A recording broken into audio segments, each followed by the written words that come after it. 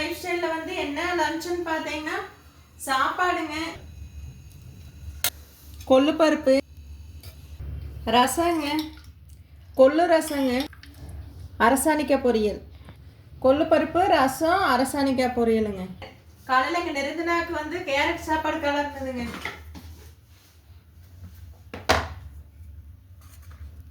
அரசாணிக்காய் பொரியல் இருக்குதுங்க, இருந்தாலும் அப்பளம் பொரிச்சுக்கலாங்க. சாப்பாட்டு வடகம் இருக்குதுங்க. சாப்பாடு மீதி ஆயிடுச்சுன்னா டெய்லி எங்கள் அம்மா வடகம் போட்டு வச்சிருங்க. அப்பளங்க ரெண்டையும் போட்டுக்கலாம்.